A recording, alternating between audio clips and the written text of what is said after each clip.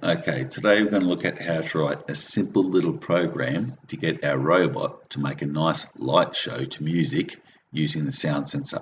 So the first thing I'm going to do is I'm going to connect to my robot. I switch into upload,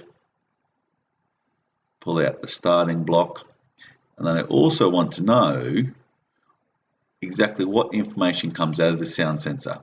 So what I'm going to do is I'm going to display it on my LED matrix. And to do that, I need to get the needed block out of the Makers platform. Here he is here.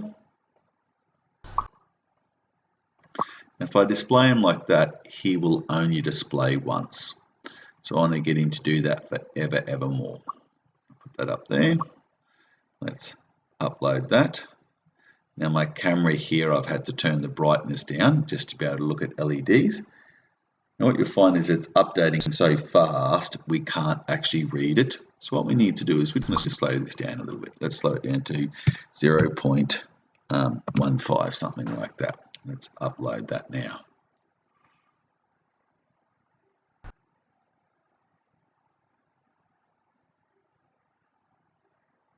So you'll see with no volume whatsoever, you get about 250, and then as the volume comes up, the numbers come up.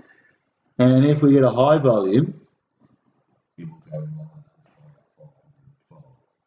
So the trouble we have at the moment is the sound sensors giving us numbers between about 250 to 512, but our LEDs are numbered 1 to 12.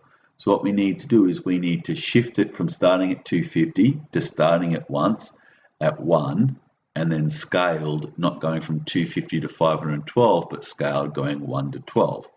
So the very first thing we'll do is we'll just minus the 250 off, and then we start at the right starting point. All right, so we're going to get that. We're simply going to minus 250 off him. All right, I'm going to pop out my calculator now. Calculator. All right, and I'm going to do 512 minus 250. So it gives me 262. So at the moment, I should start at about 1 or 0 and get up to 262, but I don't want to go from 1 to 262. I want to go from 1 to 12. So if I do divide by 12, that I get 21.8, about 22, very close to 22. So multiplication works both ways. So if I go 512 minus my 250, I get 262. If I divide it by 22, I get somewhere about 12 LEDs. All right, so let's close that down. So we're going to go divide all that by 22. Now, I can't do decimal point in my LEDs. I have whole LEDs, so I'm just simply going to round that off. All right, let's put that up in there. All right, let's see what happens when we upload this now.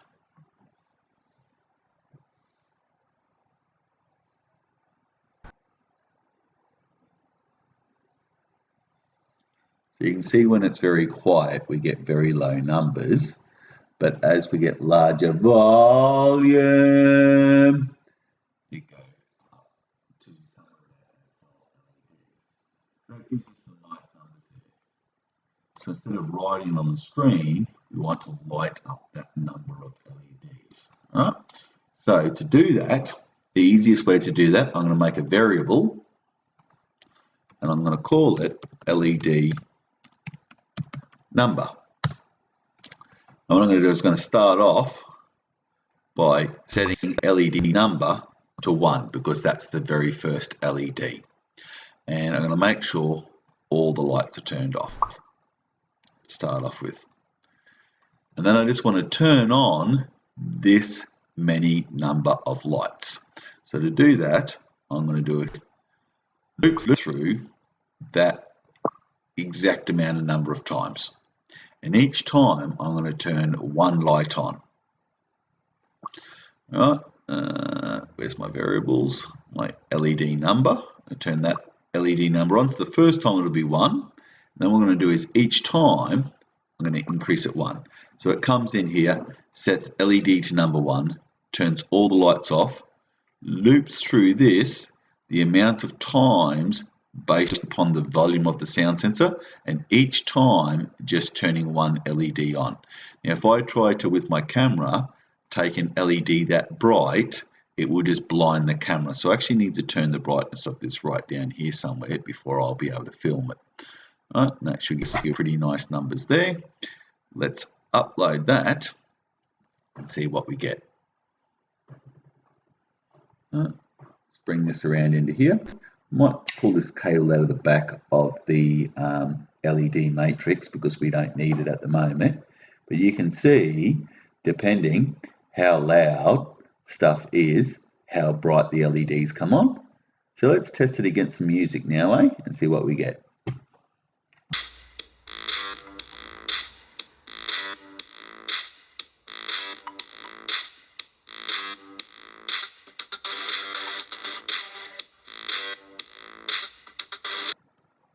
Okay, let's look at taking this to the next level. So instead of having all the lights light up red, let's only have the highest value light up red and all the LEDs below that be blue. And as the sound gets higher and you get more and more blue LEDs, it pushes the red LED up. But then as the volume drops, the blues come down, but the top red one, the high score red one, stays high for a short amount of time before dropping down. Right here. So let's look at what we got here. All right, if we actually pull this apart here, this bit here is the bit that does the actual setting of all the red LEDs. And of course, now we're saying I'm going to make them blue. So let's turn them to blue to start off with. All right, now what we need to do is we need to do this high score. So we'll need a variable to hold the high score. High score. And we'll actually need a variable to hold this current score as well.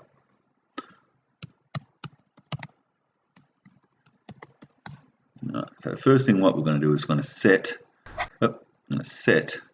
our current score to this amount.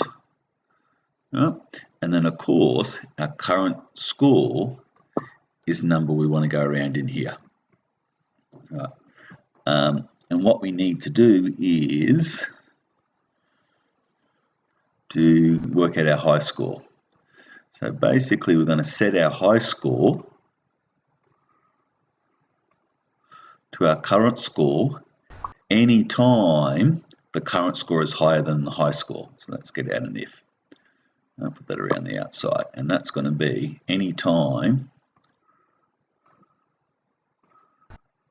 the current score is larger than the high score, we're going to set the high score to the current score. All right? So that means the high score will always be the highest value, even as every time it goes around this forever loop and the current score is different, the high score will always be the highest one. What happens is after a period of time, we actually want it to drop down. So we need a timer. Let's get our timer out. We'll do a reset timer right at the top. Here's our timer here. We also want after if the timer is larger than 0.3 of a second, so it'll only stay there for a short amount of time. If the time is larger than 0.3 of a second, then we also want to set it. So we need to join these together with an OR if either of these things happen. The time is larger than 3, or the high score is larger. All right, so what happens? This will be true if current score is higher than high score, or the timer has been more than 0.3 of a second, then we'll join these two together. And of course, after we join them together, we need to reset timer. So basically the high score, we need to put that onto there.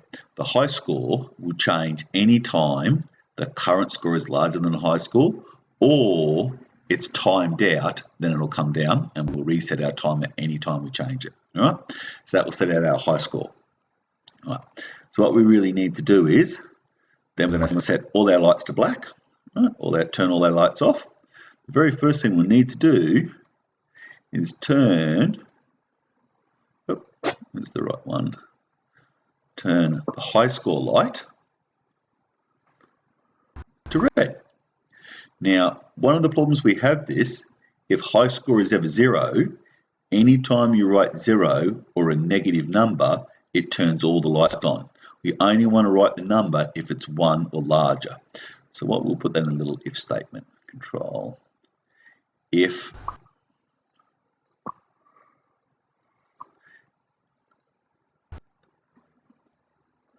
the high score